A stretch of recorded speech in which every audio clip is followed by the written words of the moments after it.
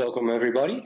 Thank you for attending. My name is Bernd Zweverink, and prior to working for Maxon, I freelanced for a period of 15 years, and during that time I specialized in modeling, texturing and lighting. In my spare time I continue working on a variety of different 3D projects, some of which are not architecture related. However, today I will explain some of the techniques used to produce the following results. Before I do that, I would like to highlight some of the Cinema 4D Release 17 features which really improve my workflow for architectural visualizations. For example, the all-new SketchUp importer. So when importing a SketchUp scene file into Cinema 4D, the following things are supported, namely selection tags. So that is very helpful when you have multiple materials applied to your model in SketchUp. So these will be imported as multiple materials and texture tags inside of Cinema 4D. UV maps are also supported, so that means that your textures will look correctly, they are applied correctly to your geometry. All cameras that you set up in SketchUp are imported into Cinema 4D as well. The sun position that you set in SketchUp is imported as a physical sky in Cinema 4D. Groups and layers are also supported, so if you organize your scene file in SketchUp using either groups or layers, then you will find these represented in Cinema 4D's object hierarchy and the layer structure.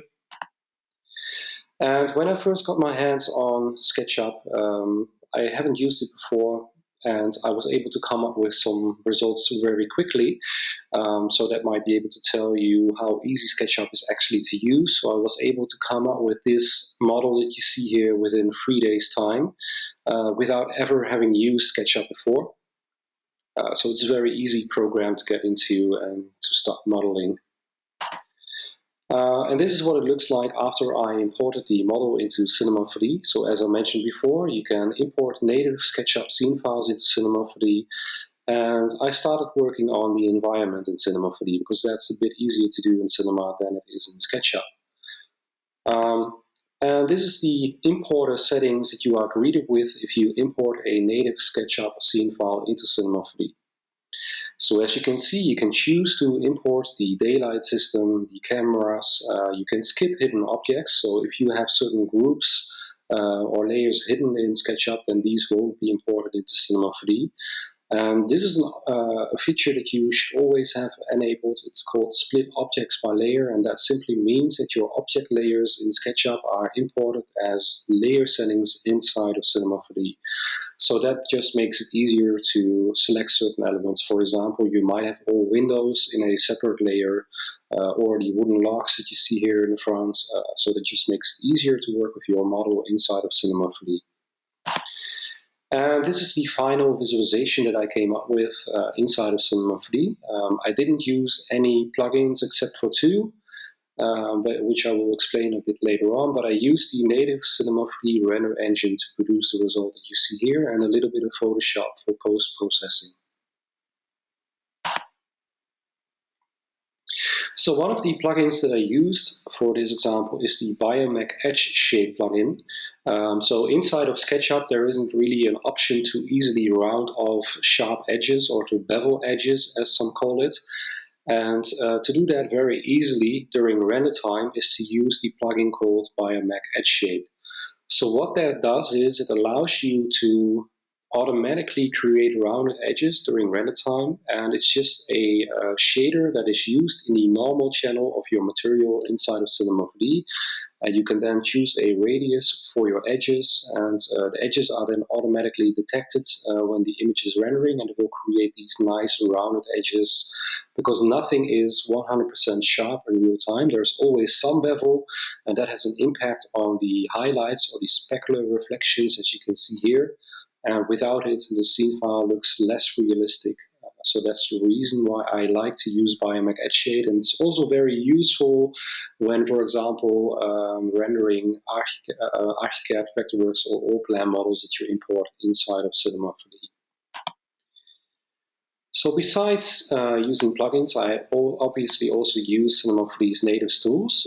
For example, Mograph. Mograph was originally developed for motion graphics, but it can also be used for distributing plant models and trees and stuff like that. So the lawn or the grass was distributed using a Mograph cloner effect and the shader effector for random placement. So what I did was I created a grayscale bitmap to ensure that the grass would be low or not growing in certain areas. As you can see here, there's less grass growing, and the grass is also shorter where there is less grass growing. So this is realistic as you would expect in real life. And the other thing I did was I adjusted the color of patches of grass using the shader effector as well. So all of that you can do inside of Cinema 4D using Mograph. Another thing that I did was texture in Cinema 4D, because there are a lot of tools that makes texturing a whole lot easier inside of Cinema 4D compared to other programs. For example, when looking at these logs here, so normally you would have cylindrical mapping for the wooden texture on the side of this cylinder, of this log. But you need frontal mapping to correctly texture the entire log on the front side. So the cap, so to speak, needs to have a different UV texturing format. So normally what you would have to do is to apply a texture individually to the side of the log. You may have to split the cap to just apply a different texture in SketchUp to the front of the log. Or inside of Cinema 4D or Archicad or Vectorworks or Allplan, you would have to create two different textures and two different selection tags just to apply a different texture to the front side and the side walls of the log here.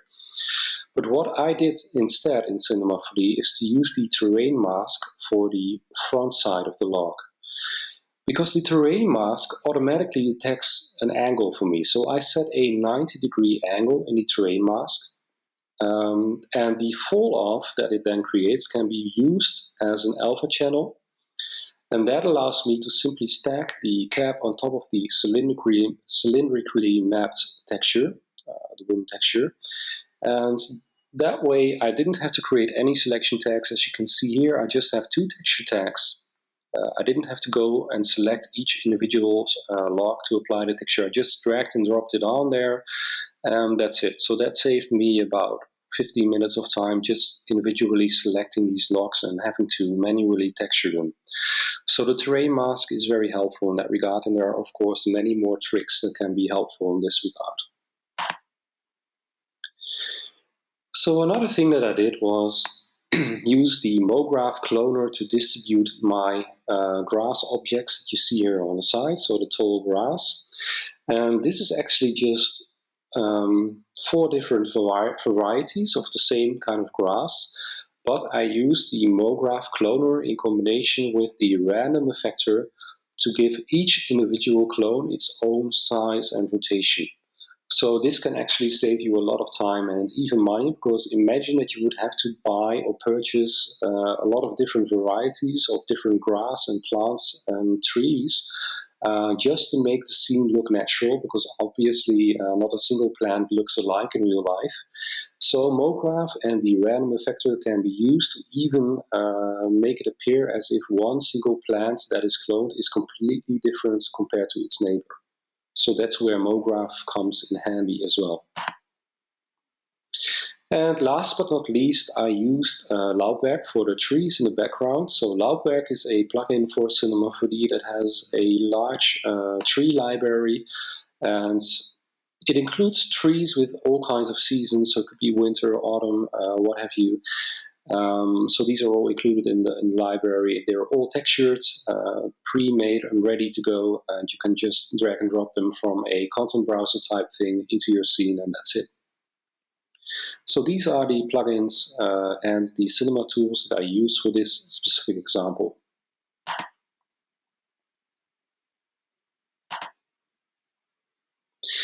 So what are some of the unique benefits of using SketchUp?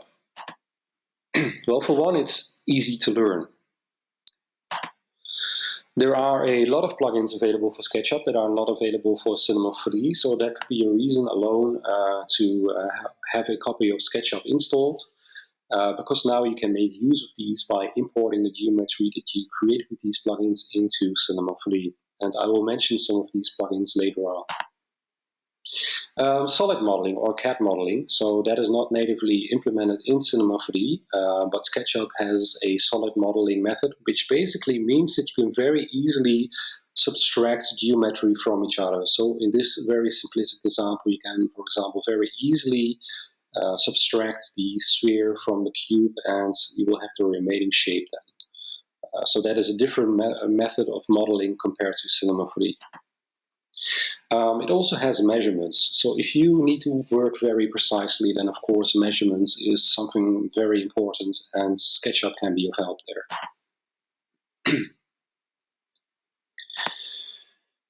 Another benefit is the huge library content that is available for SketchUp. So if you go to the website called 3dwarehouse.com, you will come across many different types of content that you can load into SketchUp, and then you can of course load it into Cinema 3 as well. So many textures, but not only textures, also highly detailed models such as the complete bedding system that you see here. And the nice thing is that the content that is available through 3D Warehouse, the website is actually a marketing platform for different manufacturers. So it is in their best interest to upload the latest kitchen models, and you name it, you will find almost everything there. So it's basically a free extended content library for Cinema 3. So I already mentioned plugins, and one of the plugins that I used for the SketchUp example that I showed you earlier was OOB Layouts. And OOB Layouts is a very nice plugin that allows you to very quickly create different types of floor patterns or wall patterns. So you can see here it's a parametric approach. You can choose the gap size, the heights, the tiling pattern, and all that. You can see a representation of what it looks like here. And these are the types of different patterns that you can create with this. And here's just one wall type geometry that was created with OOB layouts. So this is already slightly harder to do in Cinema 3. You could do it with Mograph, but with OOB layouts it's a whole lot quicker. So again, it's a workflow benefit to own a copy of SketchUp for just combining it with a Cinema 3. Obviously, it's another workflow solution that you can add to your portfolio. You might have customers that work with SketchUp, and you can now tell them, well, I can work with you together because we can now import SketchUp scene files in Cinema 3. So previously you had to use FBX and Collada and combine the two different models because one or the other would have a few issues. But now with the native SketchUp importer, there are no more issues, and you can natively import all your stuff into Cinema 3 without any issues. So what did I use OOB layouts for? Well, this is the interior of the scene file that I showed you earlier, and I created the floor pattern here. Obviously, I needed a way of texturing this as well, and after importing the floor into Cinema 3, I actually used the fracture object set to explode segments and connect to split these boards into individual floor wooden sections, because currently it is one slab, one geometry slab, but I actually need individual wooden boards to be able to texture it. So the fracture object can be used there. Place the floor object as a child object of fracture, choose explode segments and connect, and then press C or this button here to make the object editable, and then you end up with individual wooden floorboards that you can texture. Now again, there is a shortcut here that facilitates the texturing of all individual floorboards, because currently you would have to drag and drop two different textures perhaps onto this model here, and I needed to find out a quicker method of texturing each individual floorboard automatically. And what I did was I created a Espresso setup. So this is all a bit complex looking perhaps, but the Espresso setup will be shared later on alongside with the recording of this webinar on YouTube, so you can download the setup and take a look at it. But let me explain what it does. So I have a couple of different textures here because obviously a natural looking floor has different types of wooden floorboards. So the floorboards all look individual and they don't look alike. So that's why I needed different types of textures that I had to apply to my individual wooden floorboards. So the hierarchy node here takes all of the wooden floorboards and reads the texture tag that is applied to it. Then the random nodes here and the texture nodes there basically ensure that these textures that you see here are applied to my object randomly and automatically. So I don't have to texture these floorboards myself. It's all done automatically through the Espresso setup. And the nice part here as well is that I can automatically and randomly offset the texture space. So what that means is that basically I can have the same bitmap for each wooden floorboard, but they are offset in either the U direction or the V direction, and that ensures that not a single wooden floorboard looks alike. So if you look very carefully, you will notice that they all look random. So this one looks different compared to the neighbor, and looks different compared to this one over here. So basically every wooden floorboard is unique, and the Espresso setup allowed me to do that automatically. As I mentioned, I will share that setup for you so that you can take a look at it and make use of it yourself. So another thing that we added to R17 and that really made a difference was the variation shader. So back in 2006, we were able to perhaps copy one tree, but you would have to manually texture each tree to make it look individual or different compared to the other tree. And we changed that in 2006 by introducing a thing called Cinema 3D Mograph. So Mograph with the shader effector already allowed us to provide each tree with a different color automatically. So you could choose, for example, the leaf shader and combine it with the shader effector, and you would then have different leaves for each tree, which of course has an impact on how natural the scene looks. But in 2015, we introduced the variation shader with R17. And what that allows us to do is to not only give all of the leaves of each tree a different color, but the individual leaves can actually have a different color per tree. So a single tree can have thousands of different color combinations for each leaf automatically. Obviously, this can not only be used for trees or leaves or things like that, but also for floorboards or let's say wall patterns and all that kind of stuff. So if you have a mosaic pattern, you can even do mosaic patterns automatically using the variation shader. So this is just one example that I created, an autumn type looking tree. So the settings that I used here is to use the polygon variation set to the mode polygon. So what that means is that I can indicate the amount of polygons that are used in each leaf. So in this case, all of my leaves will consist of 4 polygons, and that tells the variation shader that it should texture 4 polygons with a different random color only. So it takes each individual leaf and it basically creates a random color variation in between this color, so the basic texture, and the secondary color. So in between this color and that color, it will randomly color all of my leaf textures here. So that gives the appearance of different colored leaves in a single tree. And obviously that's all done automatically, which is very nice because it saves me a lot of time creating natural looking scene files. Now here is another example. So it's similar to the wooden floor that I showed you earlier, only this time I'm not using any Espresso. And a tutorial on how to recreate this type of wooden roof structure can be found on cineversity.com. So if you go to cineversity.com later and type in variation shader in the search field, you will be able to come across a tutorial that explains how to create this. But let me explain the settings here. So what was done is you load in a base texture as a bitmap here in the variation shader. The variation shader is placed in the color shader. And the only additional thing you have to do is to set the object again to polygons. And we know that each individual wooden board has 24 polygons. So that tells the shader the size of the object, so to speak. And then on the grading variation, you can actually choose a slightly different contrast and gamma, hue and saturation for each individual floorboard.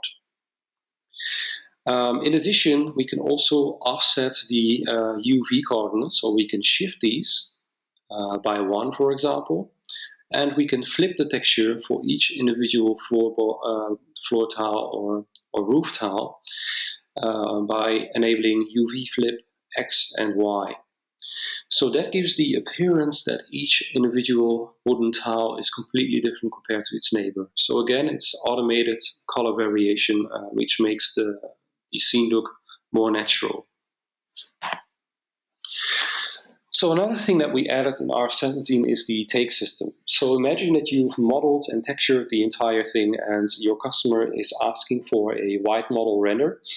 So previously you had to remove all of your textures, which takes quite a lot of time actually, and you would have to apply a different texture, a white texture, to the model yourself. But now with the take system, you can actually choose a custom material for all of your geometry, but, and this is different compared to ArchiCAD and Vectorworks, you can actually choose to exclude certain textures. For example, in this case, I chose to exclude the sky texture, so I have a white model render, but the sky background is unaffected. So this gives you a little bit more flexibility in the things that you want to adjust with your white model. It might, for example, also be that you want to have transparent windows. So in that case, you simply drag your glass material in here, and that will make sure that you have transparent windows, but the rest will then be the white model texture. You can also choose to preserve the diffuse color, the luminance, the transparencies of textures and all that. So a lot of flexibility with this system. So you can find this setting in the render settings. It's called material override.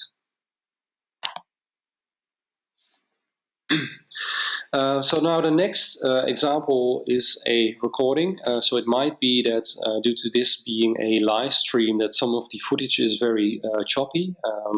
There is nothing we can do about that, but obviously we will make the recording of this webinar available later on YouTube so that you can take a look at it if the performance on your end is on the low scale.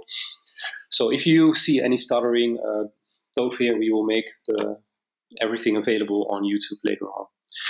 But the take system, so what you can also use it for is to very easily create different states of an interior or exterior. For example, you might have a customer that wants to have different types of interiors, different types of sofas or floor textures or whatnot.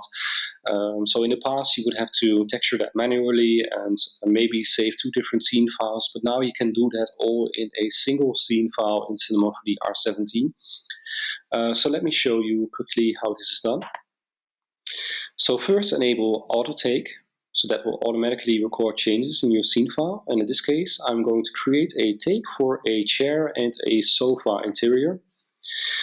So I can simply make the sofa or chair visible for one or the other take. So I can now already switch back and forward between the 2 different takes and switch between the 2 different interior elements. I can do the same with textures, so I can record changes to the texturing that I do in Cinema 4D. For example, instead of a wooden floor, I can have a concrete floor. So select the concrete take, go to the floor geometry, and in this case exchange the texture, the wooden texture with the concrete texture.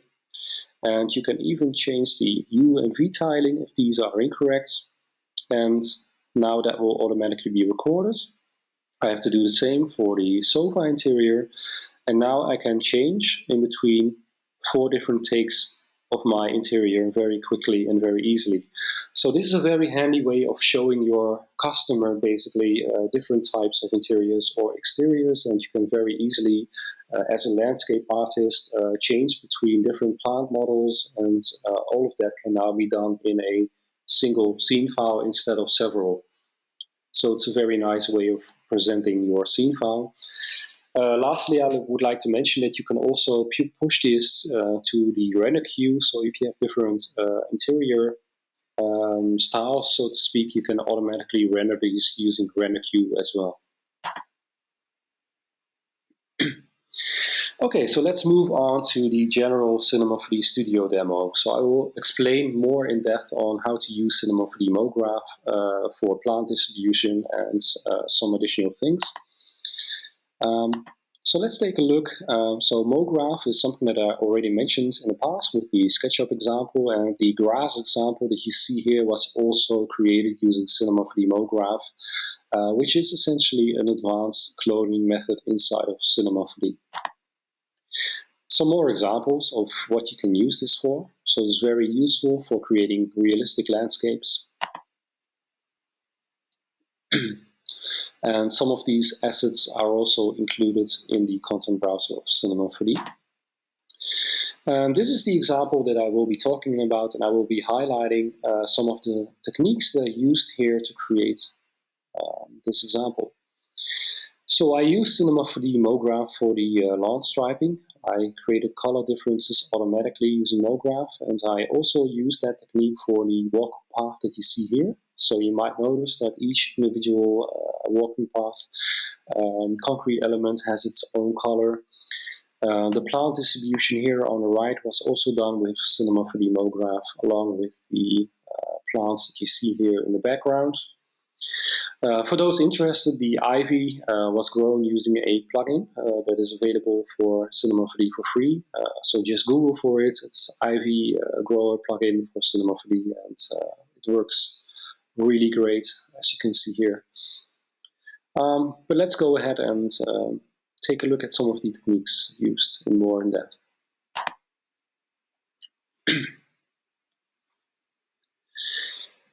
So suppose that you want to distribute these plant models naturally across your landscape. So normally that would be a difficult task, but in Cinema 4D you can simply add a Mograph cloner object and drop your plant assets underneath the cloner object. Now by default the objects are cloned into a linear direction, as you can see there, and we have to change that to objects. Okay, so then you have to ensure that you have render instances enabled, because that will reduce the total amount of memory used. So we will be cloning a lot of plants, and enabling that option will simply reduce the memory used. Align clone has to be disabled, and then we can drag and drop the landscape object in there, and you can see that it's already distributing my plants on top of each vertex or point of my landscape. We have to adjust that to surface instead, and then we can increase the clone count. And it already looks pretty good, but we have to randomly sort through my assets. So set the clone mode to random, and that's already a pretty good looking result, but each plant still looks identical. So what we have to do then is to select the cloner objects, go to Mograph effectors, and add the random effector. And now we can give each plant its own random rotation, and we can also give it its own size. So as you can see, it already looks more natural because every plant now looks unique. We can of course adjust the landscape in Cinema 4D later on as well, and the cool thing is that the plants simply keep following the landscape. Of course the plant count can be increased at any point in time, but that has an impact on the viewport performance in Cinema 4D. So in order to keep working with the model in Cinema 4D, we have to do one additional trick. We have to apply a display tag to the cloner object. From there we can reduce the level of detail, so that will reduce the clone count shown in the editor, but it will not affect your render. And in addition, we can actually change the display style to box, which will simplify the geometry that is displayed in the editor. And there you go. So now the viewport performance is up to speed again, and we can continue working on the scene file without any problems. So what if you actually want to restrict the growth of the plants? Can you do this in Cinema? Yes, you can. Mograph, shader effector, and from there you have to enable the visibility checkbox in the parameters. And now you can actually load in any grayscale bitmap, for example the checkerboard shader, to restrict the growth of your plants to a certain area.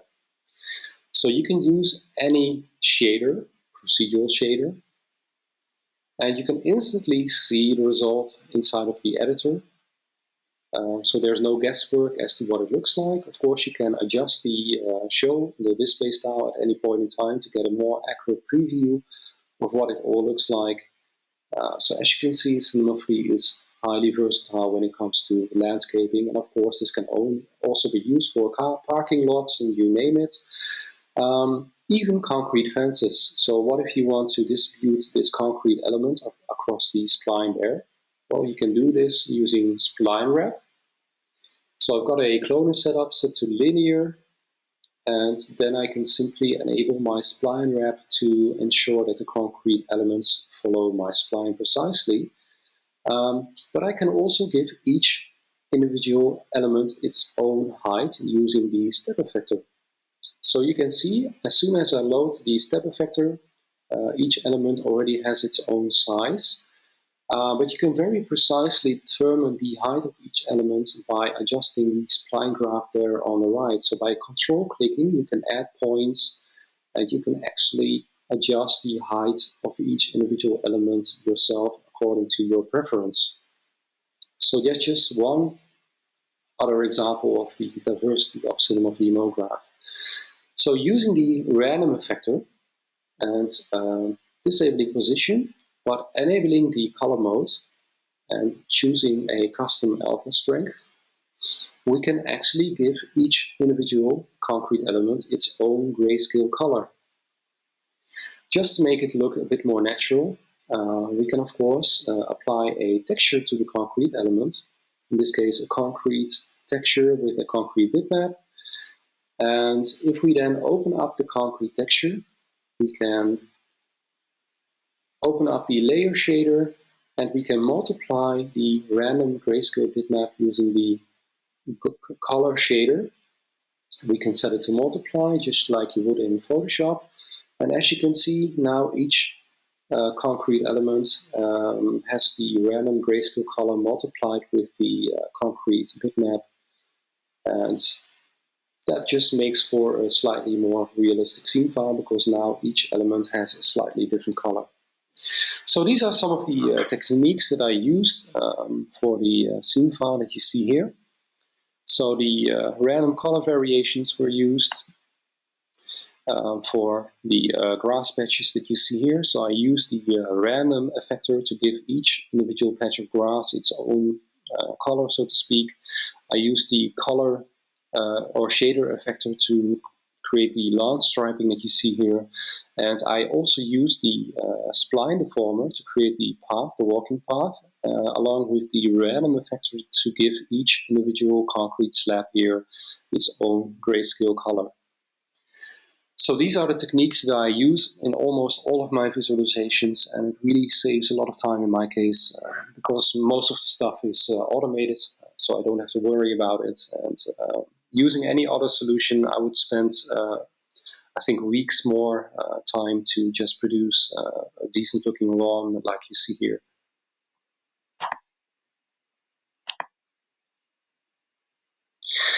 So I already received questions in the past. Well, how did you create the grass shader? Because it looks very realistic. The grass shader will also be made available later on in YouTube. But let me explain some of the settings that I'm using here. Apologies. So the magic basically happens inside of the luminance channel. It looks very complex, but you can already achieve a very good looking result if you simply have the bitmap of the grass inside of the luminance channel and multiply that with the backlight shader you see here. What the backlight shader does is it allows light to pass through an object, and if you have an object in front of the grass, for example, that is casting a shadow, then the shadow will be visible on the opposite side of the grass. So that causes and creates very realistic lighting when it comes to the grass. In sunlight, for example, that's partially blocked by an object. You can see the result here in the shader preview as well. So there is a donut type shape on the other side of this object here, and you can see that the light is passing through it, but a shadow is being cast on the front side, even though the object is on the opposite side of this plane object here.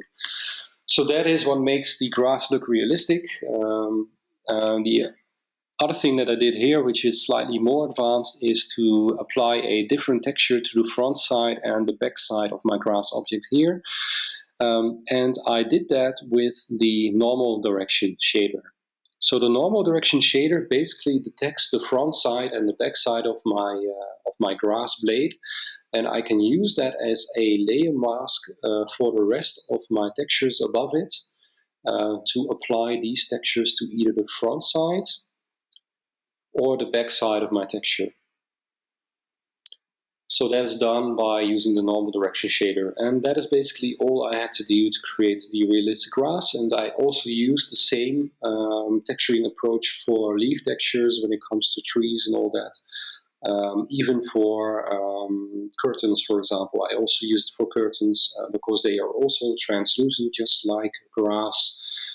So this is the general approach I used for that. But don't worry, I will make the scene file available later on, the grass scene that you saw earlier, and you can analyze it and pull it apart and use it yourself as you wish. So Cinema 4D Mograph can not only be used for plant distribution or creating building elements, but it can also be used for animation.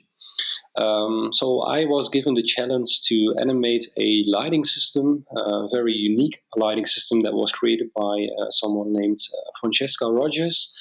And the system works in a way where you can unfold these individual flaps by hand. You can see it here in the back as well. So these unfold and they will reveal a light underneath. So you can create some very interesting looking patterns, but how would you actually show a customer how this works and what the impact is on your interior, what it looks like? How would you do that? So how would you animate these flaps? Would you do it by hand, or is there some other way of doing it?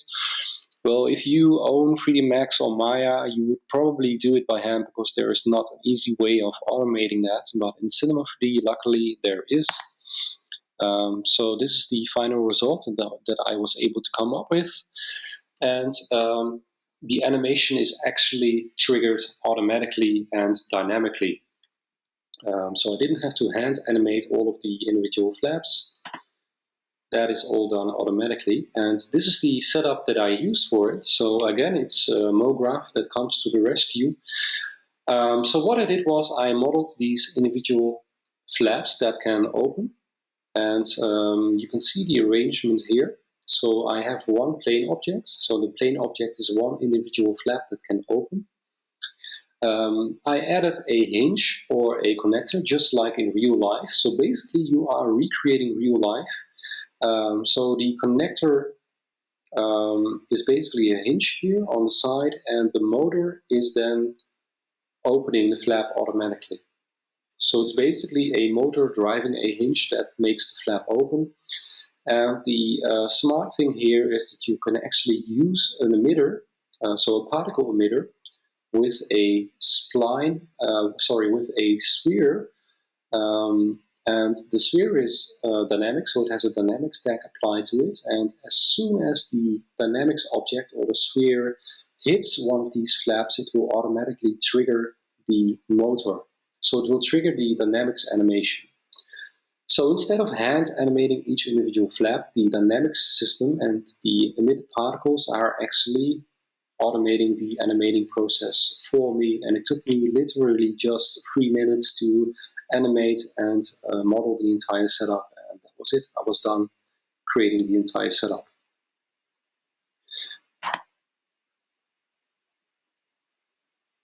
Okay, so let's move on to some of the lighting techniques that I use for my interiors and exteriors. And sadly enough, we are not at the point that there is a reality button on your keyboard that you can press, and presto, you've got a realistic looking interior or exterior.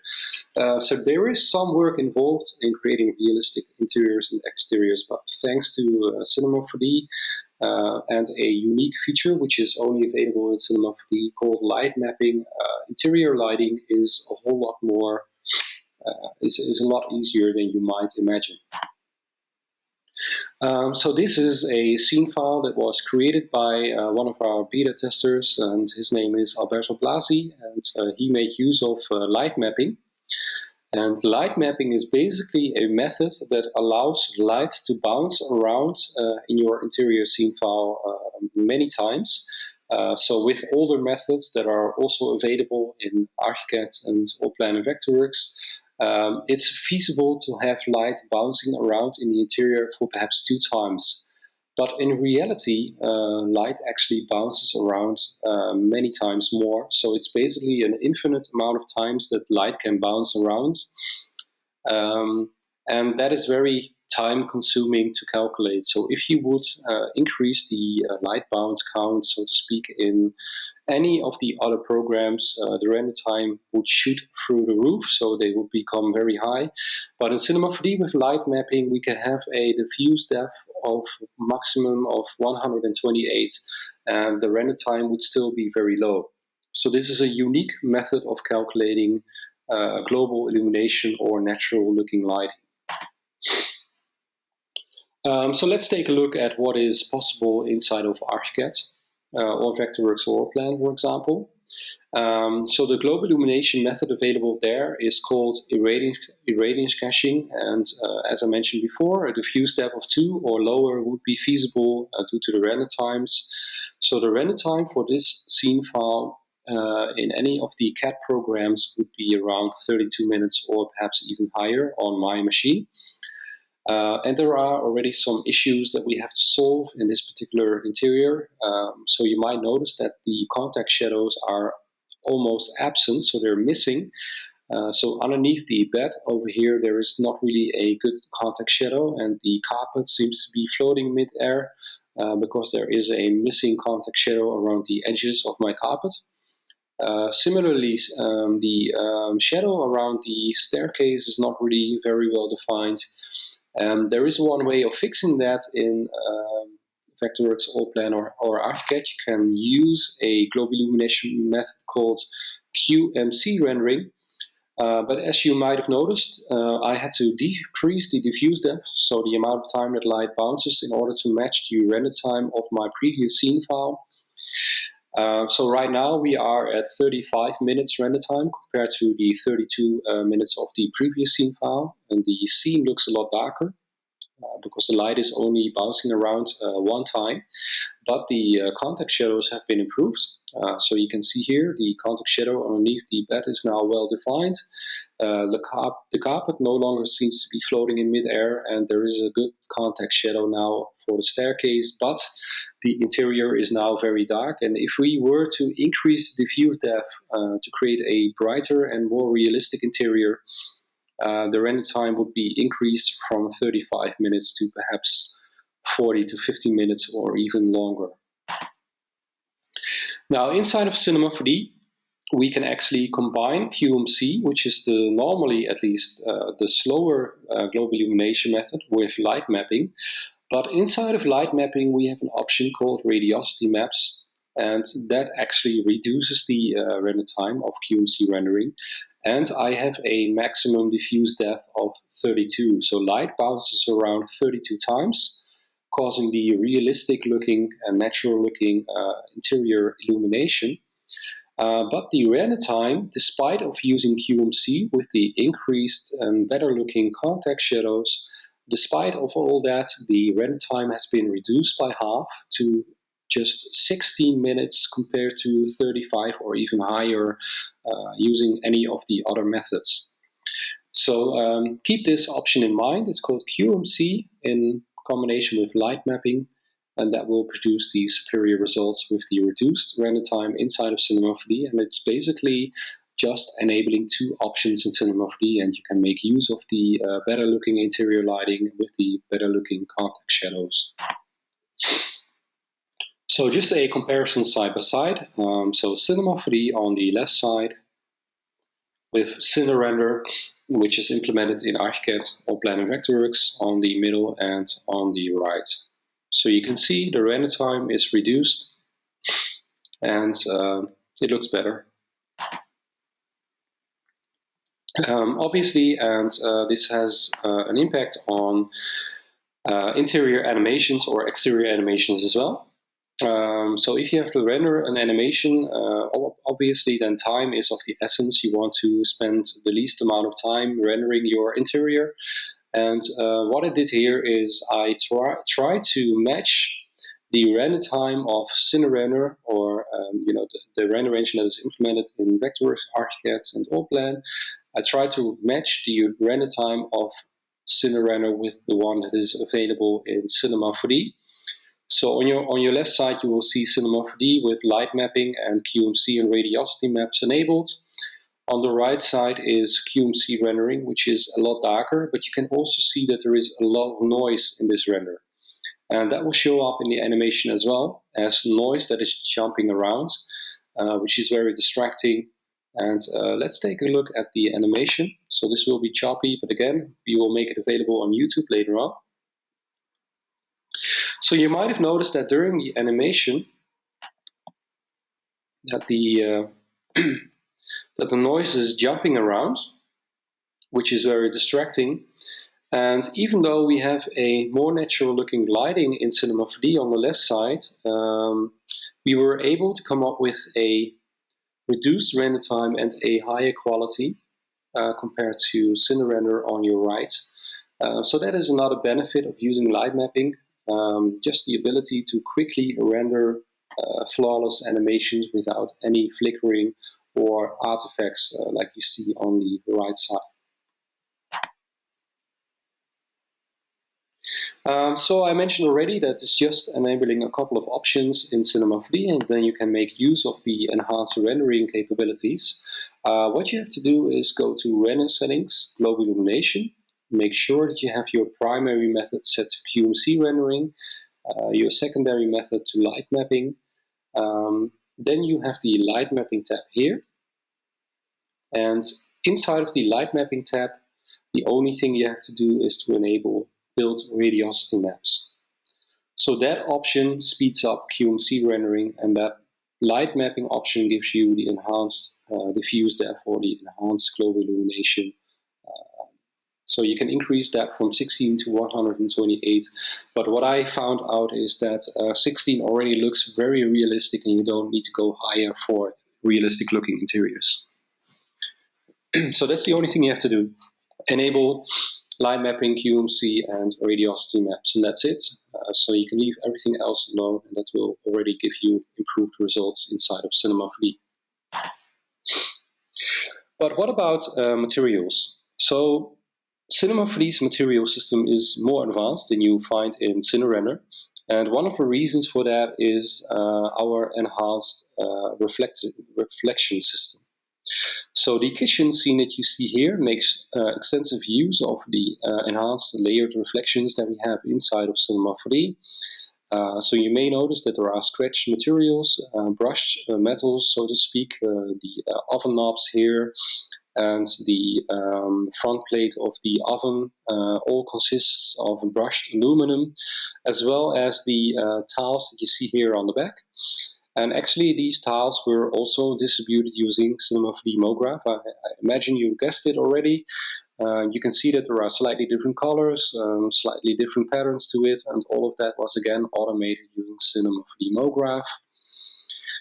So extensive use of Cinema 4D's multiple reflection layer system. It can not only be used for brushed materials, but also for things like carbon, metal flakes for car paint, for example, and another example of brushed aluminum. So that is all possible inside of Cinema 4D using the multi-layered reflection system. However, I will focus on one example, namely the oven knobs here. So how do you create these oven knobs very quickly and easily? So inside of Cinema 4D, double click to create a new material. And inside of there, you will find all of the channels that are also available in ArchiCAD and some of the other CAD packages. But what we are interested in is the reflectance channel inside of Cinema 4D. So delete the default specular layer, and from there you can actually add multiple reflection layers of different types. But we are interested in the anisotropic shader, reflectance shader, and that is the brushed aluminum shader that we have inside of Cinema 4D. As you can see, we have previews inside of the editor, so you can see what you are working on and how each change affects the preview. And we have to enable the anisotropy scratches in this case, because we are interested in creating a scratched material, so enable primary scratches. And we need a radial pattern, so the reprojection needs to be set to radial. And as you can see, currently the radial pattern is not at the center, so we have to make sure that the offset in the U and V direction is 50%, and now the radial pattern is at the center. We can also increase the contrast of these scratches by changing the primary amplitude to 200%. The reflection strength can then be adjusted from 100 to 50%. And that's it. Now we already created the material, so we only have to apply that to the oven knobs. In this case, a simple cylindrical shape. And we have to change the projection from spherical to flat projection so that we can accurately place the radial pattern at the front side of our buttons. And that's basically it. So now we can render it using Team Render, for example, so that we can very quickly render those results. And as you can see, that's it. We already created some realistic looking oven knobs. So that's how quick and easy the system is once you get used to it. So some of you might be wondering as well about the render times of Cinema 4D. Well, 60 minutes is something that you already mentioned in the past. 60 minutes is possible for a very realistic looking interior. But what if you are working on an animation or you want to render stuff faster using multiple machines? Of course, there is a way of doing that inside of Cinema 4D. So we have, which is part of Cinema 4D, program called Team Render, and Team Render can be accessed either inside of Cinema 4D or externally, which I will explain a little bit later on. But basically what that allows you to do is to hook up several computers, could be either Mac or Windows PC, and you can use these machines to aid in the rendering process of either still images or animations. So in the past, with previous versions of Cinema 4D, I think 2 years back, you were only able to render animations with Team Render, but now you can also speed up the rendering of a single image or a single frame. So we have automatic client detection, depending on firewall settings, of course. So computers that have Team Render enabled will automatically show up in Team Render, or you can enter the IP addresses or the network name or computer name to add each individual client to your team, so to speak. Another thing that we have is Team Render Server, and just to quickly explain that, Team Render Server is a separate executable that you can launch, and that allows your customers or employees, for example, to log in and to render their scene files if they want to. You have management systems in there, user management systems, so you can prioritize certain scene files which need to be rendered first, etc., etc. So all of that can be done.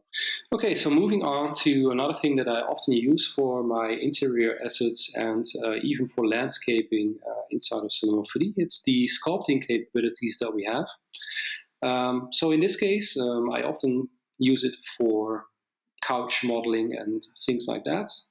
So sculpting, we have a lot of presets to make it easier to work with sculpting inside of Cinema 4D. We have presets for things like seams. So you can see that already here on the front side of the couch. For creases, for folds, for fabrics, rivets and bolts, rocks and bricks, and floor patterns, and many more things. So sculpting is typically used for adding additional details like these things here mentioned on the left to objects. As you can see here, I went from a very basic model to a highly detailed model using the sculpting tools inside of Cinema 4D. But let's take a look at the couch example and see how easy it actually is to add additional detail to it. So what you normally do is open up the content browser. And in this case, I want to add some stitches or seams to my model. So you simply select one of the presets. And in this case, use the steady stroke, which means that I can very quickly draw straight lines. And that's it. So I can already add detail to my couch model by just selecting a preset and quickly drawing a couple of strokes. And then by using the pull brush, I can very quickly add some indentations to make it look even more realistic. And of course, the other tools like grab can be used to move around geometry and to display it very quickly to create a more realistic and natural result. Of course, it can also be used for landscaping. So for realistic landscaping, grounds, etc., we have presets for that implemented as well. Or if you have to create realistic wall patterns. So all of that is created very quickly using the presets inside of Cinema 4D. But basically you can use any grayscale bitmap or grayscale photograph to create these type of patterns. So you are not limited to the presets that we have. You can load in different bitmaps even from programs like Mudbox or ZBrush. You can load these inside of Cinema 4D and you can make use of these as well. So there is actually another way of speeding up rendering with performing a few tricks. This is very beneficial if you don't actually have to remodel the entire building in 3D. So in many cases, if you have to work on the environment of a building, for example, you want to show a certain garden design, so landscaping design, or you want to show a customer what a swimming pool looks like in front of the building, or what the building looks like with an additional window. So I take it that normally you would actually recreate the entire building in a 3D application. A CAD application like ArchiCAD, Vectorworks, and Allplan, but that's actually not really necessary in Cinema 4D because you can turn 2D into 3D inside of Cinema. And just to highlight where these type of things were used, so if you look at movies, like for example Lord of the Rings, so many of the villages and cities that you saw in Lord of the Rings, they don't really exist in real life. And to speed up the process of shooting the movie and creating the movie, they actually perform a very similar technique, turning 2D into 3D. So what they do is they actually paint the villages. That's called matte painting. And they project those paintings onto very simplistic geometry, and that makes it appear as if the village actually exists. And that is the same technique that we can apply inside of Cinema 4D, and that's called Projection Man. So Projection Man was actually developed by Maxon for Sony, for the movie industry, and it can actually be very beneficial for architecture as well. So as I mentioned, I wanted to show a customer what this building looks like with an additional swimming pool and with an additional window, perhaps some plants here, I grew some ivy here on top of the building, but I didn't recreate the entire building in 3D. So this is still the photograph that you saw earlier, but adjusted with 3D elements. And the very nice and cool thing is that I can even turn this into a complete animation. So I turned the photograph into a 3D animation, as you can see here. So how does it work? I don't really have the time to explain it all in depth, but I will send you all an email asking you what topic you would like to see in more detail, and I will then organize another webinar to explain these techniques more in depth. But let me explain it quickly how this works. So this is the photograph that you saw earlier, and I projected the photograph onto very simplistic 3D geometry. So this is just a cube that I extruded a couple of times. So the extrusion and the modeling of this thing took perhaps 2 minutes, not more. And I then project the photograph from a camera's point of view on top of the geometry. And this is then the result that you get. But you might, of course, imagine what happens if you create an animation out of this, because the photograph or the camera didn't see all of the details. So if you have a camera move from here till here, and you see part of the top of the building here, for example, then of course you have missing information. You can already see that the photograph didn't really capture the information here, and if I move my camera upwards, there is simply missing information here. So without Projection Man, there is no easy way of solving this problem, but with Projection Man, we can actually fix this problem. And you can already see that there is a second camera here. So not only a camera that is represented here in my current point of view, but there is a second camera up here. And what Projection Man allows you to do is you can render out the render with the flaw that you saw earlier here in the corner. You can send that to Photoshop automatically using Projection Man. And in Photoshop, you can then use the projection or the clone stamp, for example, to fill in the missing information that you would normally see. If you then press the Save button in Photoshop, it will automatically update the textures in Cinema 4D, and the problem that you saw earlier will then be fixed inside of Cinema 4D, and you can then create a full-blown 3D animation out of this within a few minutes. So this saved me the time of recreating the entire building in 3D, because I only created the front side that is visible to the camera and nothing else. And I just added the 3D elements later on, like the window that you saw in the swimming pool in 3D.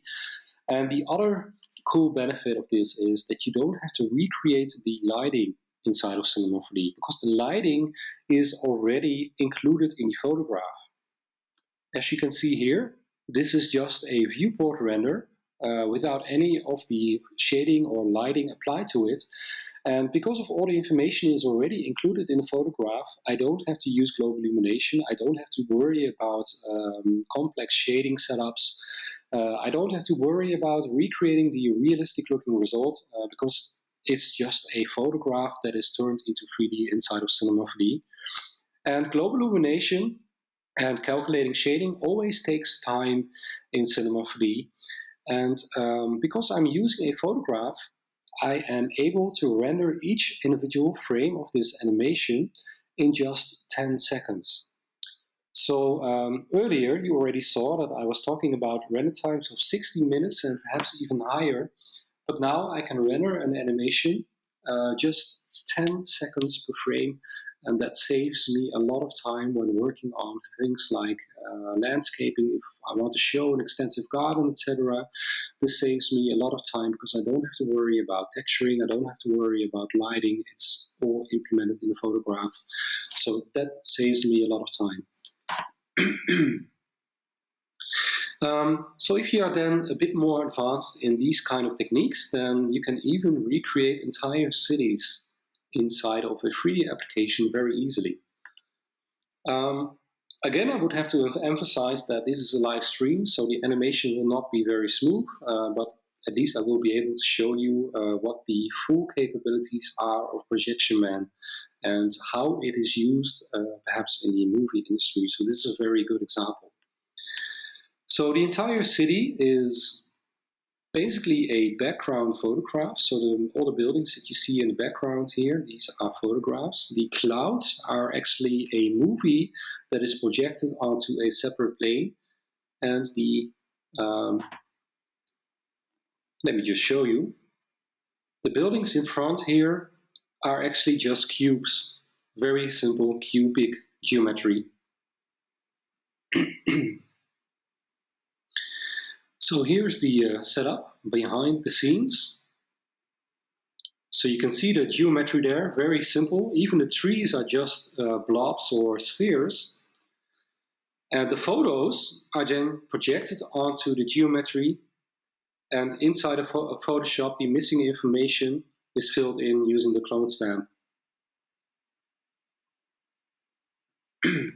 So you can already see all cubes and very simple geometry which defines the entire scene.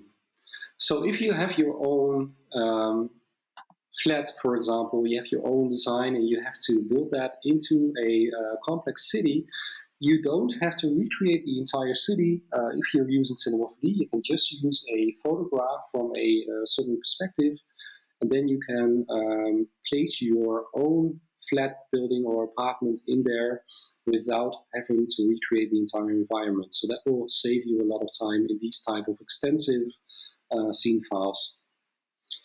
So almost at the end of our webinar, and I would just like to highlight some of the other benefits inside of Cinema 4D.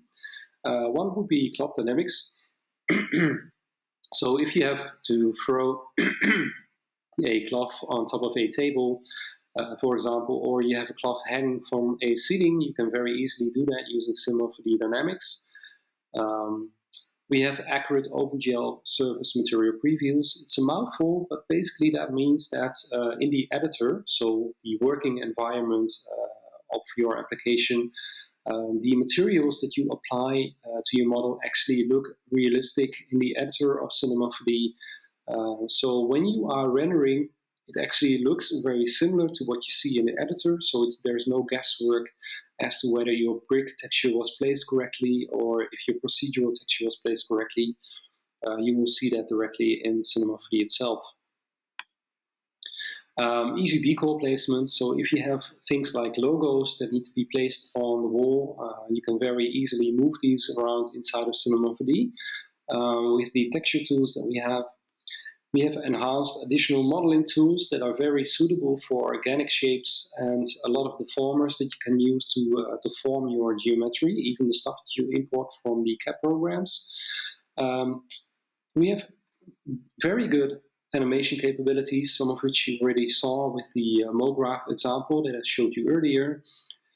We have thousands of high quality assets in our content library. Things like kitchen elements or trees, plants. You can find all of that inside of Cinema 4D, and the library is extended each and every year with high quality, very good looking assets that you can use for interior and exterior rendering. There are a lot of third-party plugins available for Cinema 4D as well. I already mentioned Ivy Grower, so that's something that I very often use in my architectural renderings. Laubwerk for huge amounts of tree presets. So digital elevation model data that you can load inside of Cinema 4D. So this is basically data that you can download from Google, and you can very easily recreate entire cities and landscapes using that kind of data, because even building height information is included in the DEM data. So it even allows you to create a city with a press of a button. There is, again, a tutorial on Cineversity that I highly recommend taking a look at. I think it's Philadelphia, I'm not entirely certain, the city that is being rebuilt there using digital elevation modeling data. So I recommend taking a look at it. Another thing that you can do inside of Cinema 4D is crowd simulations, so people walking around and interacting using a plugin named Anima. 3D printing is another thing that we support. So most of the slicer programs that will build the data that a 3D printer understands, they will support STL files that are exported from Cinema 4D. And these STL files even include bitmap information. And that means that you can even print color in your 3D print models as well. So these are some of the additional benefits of Cinema 4D. I hope that you enjoyed the webinar, and maybe you have some questions that you would like to ask, and I will do my best to answer them right now.